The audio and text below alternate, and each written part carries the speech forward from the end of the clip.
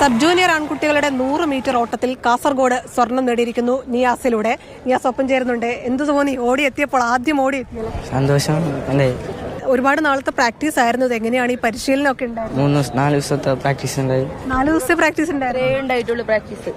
അവിടെ ഒരു ട്രാക്ക് ആയെങ്കിലും നീലേശ്വർ അല്ലേ, ഒരു നല്ലൊരു ട്രാക്ക് ഇല്ല. സ്കൂളിലാണെങ്കിൽ സാധാരണ ഗ്രൗണ്ടിലാണ് ഓന് ഓടി പഠിച്ചത്. ചെറിയ ക്ലാസ്സിന് ഓടുമായിരുന്നു.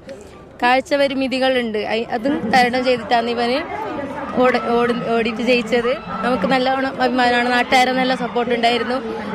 ഫുൾ ഫാമിലി സ്കൂളിൽ നിന്നിന്റെ ഭാഗത്തായിരുന്നു നല്ല സപ്പോർട്ട് ഉണ്ടായിരുന്നു. ദൂരെ ഉള്ളത് കാണാൻ ബുദ്ധിമുട്ടാണ്. ഈ കണ്ണട വെച്ചിട്ടാണ് ഓടിയത്.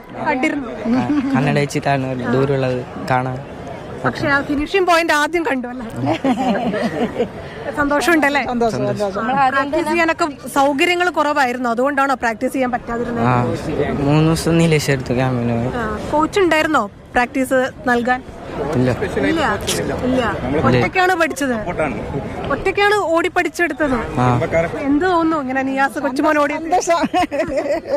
ഭയങ്കര സന്തോഷം. പ്രതീക്ഷിച്ചിരുന്നോ ഇത് ഒന്നാമത്? പക്ഷെ ഒറ്റയ്ക്ക് ഓടിയെത്തിയ, ഒറ്റയ്ക്ക് പഠിച്ചു പരിശീലനം നടത്തി ഓടി. നല്ല സ്വീകരിച്ച് ഭയങ്കര താല്പര്യമായിരുന്നു ഈ 100 മീറ്റർ ഓട്ടം എന്നുള്ളത്. മറ്റേതെങ്കിലും കായിക ഇനത്തിൽ പങ്കെടുക്കുന്നുണ്ടായിരുന്നു? ഫുട്ബോൾ നന്നായി കളിക്കുന്ന ഒരു കളിക്കാരനാണ്. അവന് ഉയർത്തിക്കൊണ്ടുവരാൻ ബാക്ക് സപ്പോർട്ട് ഇല്ല. നമ്മൾ നന്നായി കൊടുക്കുന്നു. ഫാമിലി ഭാഗത്തുനിന്ന് സൗകര്യം കുറവാണ്. സ്കൂളൊന്ന് പറഞ്ഞേ കേൾക്കട്ടെ.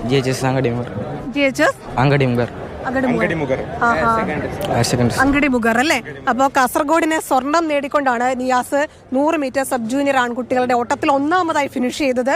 നേരത്തെ പറഞ്ഞതുപോലെ ഈ ഗ്ലാസ് ഒക്കെ വെച്ചാണ് ഓടിയത്. ദൂരെ കാഴ്ചക്ക് അല്പം പ്രശ്നമുണ്ടായിരുന്നു, പക്ഷേ ഫിനിഷിംഗ് പോയിന്റിൽ ഒന്നാമതെത്തി നിയാസ് സ്വർണം കൈപ്പിടിയിൽ ഒതുക്കി. കൊച്ചിയിൽ നിന്ന് ക്യാമറമാൻ സുജയ് വേർഡിനൊപ്പം റിയ, മാതൃഭൂമി ന്യൂസ്.